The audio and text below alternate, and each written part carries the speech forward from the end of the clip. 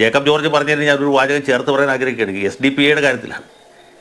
ജമാഅത്തെ ഇസ്ലാമി മതരാഷ്ട്രവാദികളാണ്, മത തീവ്രവാദികളാണെന്ന് പറഞ്ഞുകൊണ്ടിരുന്ന ആളുകൾ ഇപ്പോൾ ആരുമായിട്ട് കൂട്ടുകൊടുക്കുന്നത്? കൈവെട്ടുകാരും കാൽവെട്ടുകാരുടെ വോട്ട് മേടിച്ചിട്ട് ഇനി ഫാസിസത്തെ ചേർത്ത് തോൽപ്പിക്കാനാണ്. ഏത് തമാശയാണെന്ന് ആലോചിച്ചു. ഫാസിസത്തെ ചേർക്കുന്ന മഴു ഉപയോഗിച്ചിട്ടോ ഇവരൊക്കെ ചേർത്ത് ഇപ്പോൾ ഫാസിസം എവിടെ ഇരിക്കുന്നത്? ഇവരെവിടെ ഇരിക്കും? ഒന്ന് ആലോചിച്ച് നോക്കും. അപ്പോൾ ഇതൊക്കെ കോമാളിത്തരമാണ്. ഈ ക്ലോസ്ഡ് ചാപ്റ്റർ ആണെന്ന് പറഞ്ഞില്ലേ, ശിവൻകുട്ടിയാണ് ക്ലോസ്ഡ് ചാപ്റ്റർ. നേമത്തെ അദ്ദേഹം വലിയ വ്യത്യാസത്തിൽ തോറ്റുപോകും. കാരണം നേമമണ്ഡലത്തിൻ്റെ ഒരു ഡെമോഗ്രാഫിക് പിക്ചർ എന്താണ്? അവിടെ SDP വോട്ട് വാങ്ങിച്ച് ഇദ്ദേഹം ഫാസിസത്തെ ചെറുക്കുന്നു എന്നൊരു ഒറ്റ മെസ്സേജ് കിട്ടിയാൽ മതി. ബാക്കി എന്ത് സംഭവിക്കും? ഇപ്പോൾ തിരുവനന്തപുരം കോർപ്പറേഷനിൽ എന്താ സംഭവിച്ചത്? അതിൻ്റെ തനിയാവർത്തനം നേമത്തുണ്ടാവും. നേമത്ത് മാത്രമല്ല മറ്റ് പല സ്ഥലത്തും ഉണ്ടാവും.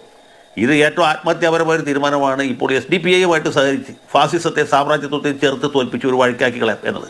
ഏതുപോലെയെന്ന് വെച്ചാൽ ഈ 2009 പാർലമെൻറ്റ് തെരഞ്ഞെടുപ്പിൽ PDP ചേർന്ന് അബ്ദുൽ നാസർ മദനിയെ ആലിംഗനം ചെയ്ത് നമ്മുടെ പിണറായി വിജയൻ ഒരു രാഷ്ട്രീയ പരീക്ഷ നടത്തില്ല. ഞാൻ അന്ന് പറഞ്ഞ ആവർത്തിക്കുക, അബ്ദുൽ നാസർ മദനി ഒരു വോട്ട് കൊണ്ടുവരുമ്പോൾ 9 വോട്ട് വേറെ വഴിക്ക് പോകും. അത് ആ തെരഞ്ഞെടുപ്പിൽ ബോധ്യമായി. അത് തന്നെ ഈ തെരഞ്ഞെടുപ്പിലും ഉണ്ടാവും. ഈ സ്വർണ്ണക്കൊള്ള പോലെ അല്ലെങ്കിൽ ധനരാജിൻ്റെ രക്തസാക്ഷി ഫണ്ട് തട്ടിപ്പ് പോലെ LDFൻ്റെ അടിത്തറ തകർക്കാൻ പോകുന്ന ഒരു പ്രധാനപ്പെട്ട സംഭവമാണ് SDP പിന്തുണ സ്വീകരിക്കൽ. അത് ഈ ദാർശനികന്മാർക്ക് പ്രത്യയശാസ്ത്ര വിശാരദന്മാർക്ക് മാത്രമേ മനസ്സിലാകാൻ ബാക്കിയുള്ളൂ. സത്യം പറഞ്ഞാൽ UDF രക്ഷപ്പെട്ടു. അല്ലെങ്കിൽ ഈ SDP UDF കോൺഗ്രസ് ആവശ്യപ്പെട്ടില്ലെങ്കിൽ പോലും പുറകെ ചെന്ന് പിന്തുണ കൊടുക്കുകയാണ്. എന്നിട്ട് ഈ സ്ഥാനാർത്ഥി ജയിച്ച് കോൺഗ്രസിൻ്റെ ആഹ്ലാദ പ്രകടനം നടക്കുന്ന മുമ്പ് SDP പടക്കം പൊട്ടിച്ച് ഞങ്ങളുടെ കഴിവുകൊണ്ട് മറ്റേ സ്ഥാനാർത്ഥി ജയിച്ചു എന്ന് പറയുകയും ചെയ്തു. അപ്പോൾ ഈ ജയിച്ച സ്ഥാനാർത്ഥിക്ക് ചീത്തപ്പേരായി. ഇത്തവണ ആ പ്രശ്നമില്ല. കാരണം ഇവരുടെ പിന്തുണ LDFനായതുകൊണ്ട് കോൺഗ്രസിലെ ജയിച്ച സ്ഥാനാർത്ഥികൾക്ക് നെഞ്ചു വിരിച്ച് തല ഉയർത്തി പിടിച്ച് ഞങ്ങളുടെ വോട്ട് കൊണ്ട് ജയിച്ചു എന്ന് പറയാം. അങ്ങനെ വലിയൊരു ധാർമ്മിക പ്രതിസന്ധിയിൽ നിന്ന് SDP കോൺഗ്രസിനെയും UDFനെയും രക്ഷിച്ചിരിക്കുകയാണ്. ഇതാണ് ഇവിടെ സംഭവിച്ചിട്ടുള്ളത്. ഏതായാലും LDF തോക്കാൻ പോവുകയാണ്. എന്നാൽ പിന്നെ മാന്യമായിട്ട് സ്വന്തം വോട്ട് മേടിച്ച് തോറ്റാൻ പോരെ. SDP വോട്ട് മേടിച്ച് ഇവിടെ ഇരിക്കുന്ന വോട്ട് BJPക്കോ കോൺഗ്രസിനോ മറ്റു പാർട്ടികൾക്കോ കൊടുക്കേണ്ട വല്ല ആവശ്യമുള്ളൂ? ഈ ചാകാനിരുന്ന ചെത്തുകാരൻ വീഴാൻ നിന്ന തെങ്ങുമ്പോൾ കരുന്ന് പറഞ്ഞ പോലത്തെ പരിപാടിയാണ് നമ്മുടെ പിണറായി വിജയൻ ഇപ്പോൾ കാണിച്ചിട്ടുള്ളത്.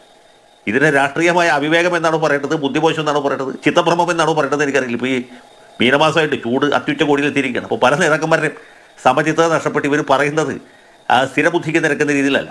ഞാനിപ്പോൾ ആളുകളുടെ പേരെടുത്ത് പറയാൻ ആഗ്രഹിക്കുന്നില്ല. ഇത് പറയുമ്പോൾ പല മുഖങ്ങളും നമ്മുടെ മനസ്സിൽ തെളിഞ്ഞു വരും.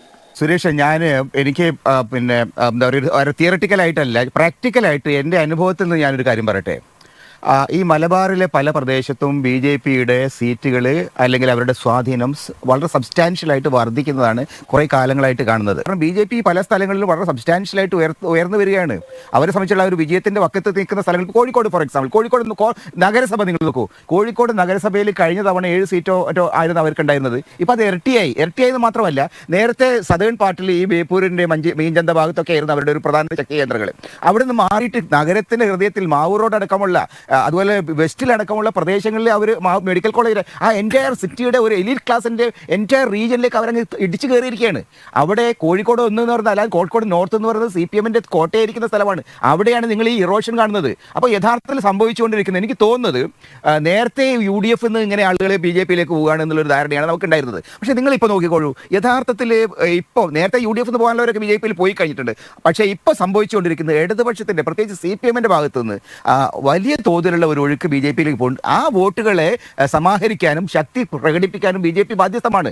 അല്ലെങ്കിൽ അവരുടെ പണികൾ അത് പിന്നെ അഡ്ജസ്റ്റ്മെന്റ് നിൽക്കില്ല. കാരണം അവരെ സംബന്ധിച്ചിടത്തോളം അവർക്ക് ഏറ്റവും പ്രധാനം ഈ തെരഞ്ഞെടുപ്പിൽ അവരുടെ ശക്തി തെളിയിക്കുക എന്നുള്ളതാണ്. എന്നെ സംബന്ധിച്ചിടത്തോളം ഞാൻ മനസ്സിലാക്കുന്നത് BJPയെ സംബന്ധിച്ചിടത്തോളം ഈ തെരഞ്ഞെടുപ്പ് ഏറ്റവും ചെറിയ ഈ കേരളത്തിന്റെ ഈ മലബാർ പ്രദേശത്തെങ്കിലും അവരുടെ ശക്തി പരമാവധി പിന്നെ കാണിക്കാനാണ് ശ്രമിക്കുന്നത്. മറ്റ് ഡൽഹിയിൽ അമിത്ഷായ്ക്ക് വേറെ ആഗ്രഹം ഉണ്ടാവും, കോൺഗ്രസ് മുക്ത കേരളം വേണ്ടി വരും. പക്ഷേ അവരെ സംബന്ധിച്ചിടത്തോളം അവരുടെ ഏറ്റവും പ്രധാനപ്പെട്ട പ്രശ്നം അവരുടെ ശക്തി കാണിക്കലാണ്. ആ ശക്തി കാണിക്കാൻ കഴിയുന്ന ഒരു അന്തരീക്ഷം ഇപ്പോൾ അവർ മുമ്പ് കാണുന്നു. പാലക്കാട് നിങ്ങൾ ചോദിക്കോളൂ, പാലക്കാട് നോക്കിക്കോളൂ. പാലക്കാട് എന്താ സംഭവിക്കുന്നത്? പാലക്കാട് NMR റസാഖ് എന്ന് പറഞ്ഞ ഒരാൾ, അയാളെ അവിടെയുള്ള പാർട്ടിക്കാർക്കും അറിയാം, നാട്ടുകാർക്കുള്ള പത്രക്കാർക്കും അറിയില്ല. അങ്ങനെ ഒരു സ്ഥാനാർത്ഥി അവിടെ വെച്ചിട്ടുണ്ട്. അവിടെയുള്ള ഒരുപക്ഷെ മുസ്ലിം കൺസോളിഡേഷൻ ശക്തി അല്ല, മുസ്ലിം കൺസോളിഡേഷൻ UDFന് അനുകൂലമായത് ബ്രേക്ക് ചെയ്യാന്നാണ് അവർ പറയുന്ന ഒരു തിയറി. പക്ഷേ മുസ്ലിം കൺസോളിഡേഷൻ UDFിൻ്റെ കിട്ടേണ്ട മുസ്ലിം വോട്ടുകളൊക്കെ UDFിന് കിട്ടും. NMR റസാഖിന് CPMന് കൂടെ വല്ല മുസ്ലിം വോട്ടുണ്ടെങ്കിൽ കിട്ടുമായിരിക്കും. പക്ഷേ ബാക്കി ഹിന്ദു വോട്ടുകളില്ലേ, മറ്റ് കമ്മ്യൂണിറ്റി വോട്ടുകളില്ലേ, മെജോറിറ്റി കമ്മ്യൂണിറ്റി വോട്ടില്ലേ, അത് എവിടെ നിൽക്കും? ആ വോട്ടുകൾ ഇന്ന് ഞാൻ പാലക്കാട്ടിലെ ഒരാൾ എൻ്റെ വീട്ടിലൊരു പരിപാടി ഒരു ഇതിൽ കുറേ പേര് വന്നിരുന്നു പാലക്കാട് ഭാഗത്തുനിന്ന്.